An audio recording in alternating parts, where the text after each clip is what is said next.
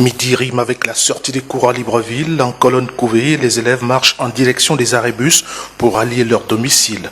C'est la fin d'une journée d'école presque au goût d'inachevé.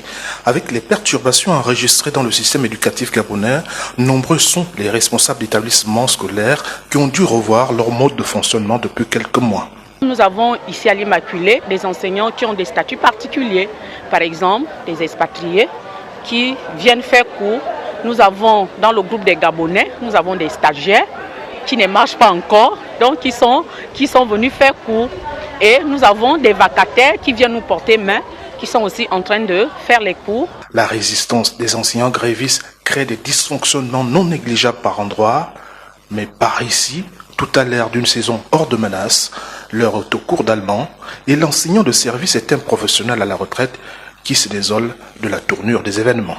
Les élèves et les professeurs, les autorités doivent s'asseoir autour d'une table, revoir le problème pour pouvoir donner espoir aux enfants. Le boycott des cours par les enseignants nationaux fait redouter le pire. Ils maintiennent qu'ils veulent négocier le paiement des primes et les rappels de soldes avec le gouvernement pour leurs camarades en situation de pré-embauche. Les élèves, quant à eux, craignent pour leur avenir. C'est pas normal, ils doivent venir nous enseigner lorsque nous savons que nous aussi nous avons notre avenir aussi à préparer. Moi je trouve pas que c'est normal. Nous à Mabinat on n'écrivait pas, ça fait déjà ici 1 mois ou 3 semaines qu'on a commencé dans la grève là. Sinon nous on n'écrivait pas, on apprenait bien.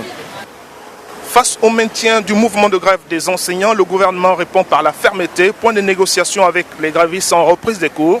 Certains en payent d'ailleurs le prix depuis la fin du mois passé avec les suspensions de soldes. Prochaine étape de cette échelle de sanctions prévue par le gouvernement, la radiation des effectifs de la fonction publique des jusqu'au boutistes. Depuis Libreville pour Medi 1 TV, Ismaël Obianzé.